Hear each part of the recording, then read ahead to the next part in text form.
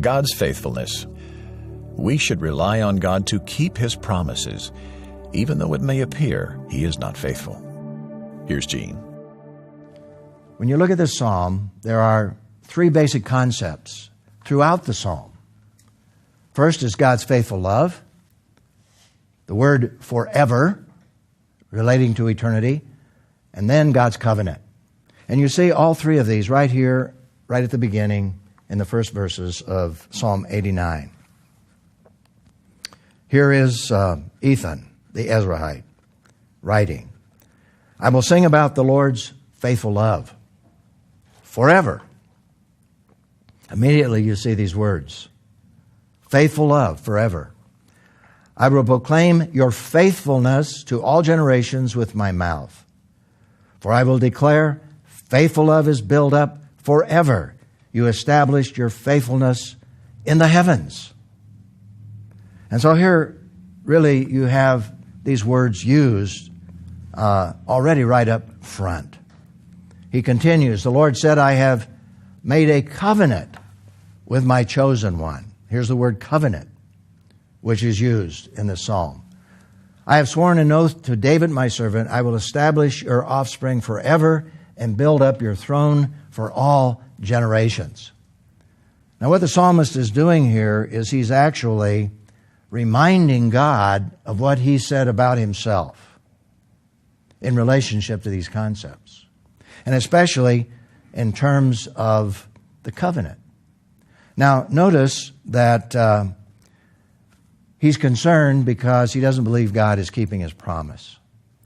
He's referring to the covenant that was made to David. You see this back in 2 Samuel, chapter 7, verse 16. God's covenant with David. Your house and kingdom will endure before me forever, and your throne will be established forever. But the psalmist said, Lord, it's not happening. And here you see doubt and disillusionment. In the previous psalm, we saw depression. In essence, you don't see depression here, you see doubt. You see disillusionment. Now, depression many times relates to those emotions, those perceptions. But here the focus really is on doubt and disillusionment. And so he says here in verse 39, you have repudiated the covenant with your servant. You have completely dishonored his crown. Now that's a strong statement from the psalmist to God. And what he's doing probably is looking at the fact that the children of Israel have already gone into Assyrian captivity.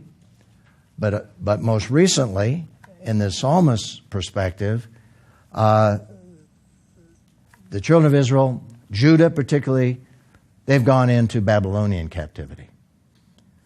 And so he's saying, Lord, where's your covenant? We're in captivity. The kingdom is gone. We've been taken over by Nebuchadnezzar and his hordes. So he's in doubt and disillusionment. He goes on in verse 49, Lord, where are the former acts of your faithful love that you swore to David in your faithfulness? Lord, I don't understand this. Now, obviously, we have the end of the story. We can see the big picture. We can see that in the midst of all this pain and disillusionment and captivity, that he'd lost perspective. He didn't have the big picture. And he was limited in his knowledge. And what knowledge he had, he distorted it. So he's feeling that God has not been true to his promises. And when we think of that, it certainly applies to us today, because we can get ourselves in the same kind of situation, particularly if we are suffering, particularly if things seem to be coming in on us where God has said, I'll never leave you, I'll never forsake you. And so we get distorted in our thinking. And we actually falsely conclude, in some instances, that we are suffering because we're out of the will of God. We've done something wrong, therefore we're suffering. Well, the fact of the matter is that not all suffering in that sense is caused by sin in our lives specifically. It certainly is related to the big picture that sin exists in the world. The writers of the New Testament clarify that situation. Take the Apostle Peter, for example. When he wrote in verses 12 to 14 in chapter 4, "Dear friends, don't be surprised." Now, I've highlighted that because even in the New Testament, these believers were surprised. Why were they surprised? Because of persecution and even death. And so Peter says, "Dear friends, don't be surprised when the fiery ordeal comes among you to test you as if something unusual were happening to you. Instead, rejoice as you share in the sufferings of the Messiah."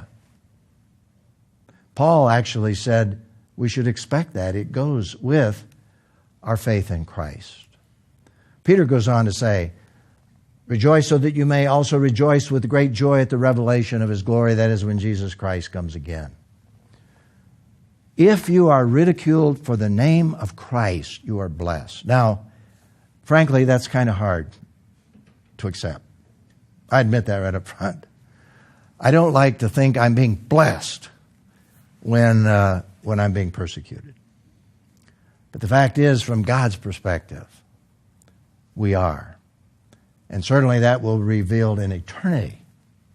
Now, some of the New Testament believers, like Paul himself, somehow could rejoice in the midst of that and understand that blessing. And that only had to come by the grace of God. And I've heard about Christians today who consider themselves blessed when they're persecuted in unbelievable situations.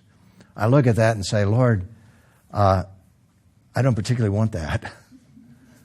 But I'm just trusting you that I'd have the grace and the strength to have that kind of faith. So he says, if you're ridiculed for the name of Christ, you're blessed because the Spirit of glory and of God rests on you. In other words, there I think we have a promise that at that moment God is there for those individuals. And we've seen that in the lives of people who have experienced that kind of suffering. Now here's a question for reflection and response. When God appears to be unfaithful in keeping His promises, how can we be reassured that He is faithful and in His timing will experience this reality? Well, I think one of the things we need to do is to review what God says about some of the heroes of the faith. For example, in Hebrews chapter 11. Again and again and again, we have these heroes of faith that are listed in Hebrews chapter 11. And as the author gets further down into that chapter, he talks about Christians that have been imprisoned, Christians that have been killed, Christians that have endured horrible sufferings. And yet, they had the faith to be able to walk through those horrible sufferings. And as we, who have the wonderful privilege of not suffering persecution like they suffered, we need to be encouraged that if that ever comes, that God is going to be there for us. We have this reassurance. And even though we may not understand it totally down here, we know that we have the promise that someday we will understand it in eternity as we look back on those situations. And so the author of Hebrews segues into what we call chapter 12, and he says, therefore, listen, he says, therefore, this should be our focus today, since the first century and on into the future. Therefore, since we also have such a large cloud of witnesses, who are those large cloud of witnesses? It's all of those people that are listed there in Hebrews chapter 11. And we can take that on into the records we have in the book of martyrs and people that we know even in the present time who are suffering for Christ in prison because of their faith. We have this large cloud of witnesses surrounding us. Because of that, he says, let us lay aside every weight and the sin that so easily ensnares us. In other words, it's very possible, simply like we read in the psalm, to begin to doubt, have disillusionment, to allow ourselves to get into that state. And that's all a result of sin that exists in the world. The sin that so easily ensnares us. Let us run with endurance the race that lies before us, keeping our eyes on Jesus. And there he's using an Olympic scene, as it were, or the games that existed in the first century. I have actually stood in one of those coliseums, that is a circular coliseum that has been excavated, where people would sit in this circle, or actually an oblong circle where they could watch these people. These were the witnesses, as it were, that were sitting, that I think the author of Hebrews is referring to, using this as a metaphor. But the witnesses here are all those who've gone before us, sitting there shouting us on. And it's a beautiful metaphor. I'd love to stand there with a group of people and read this passage, which is a beautiful illustration of what this author had in mind.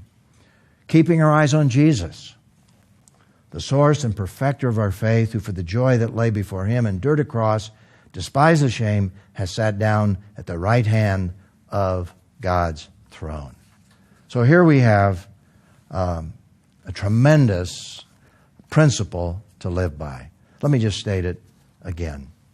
We should rely on God to keep his promises, even though it may appear he is not faithful.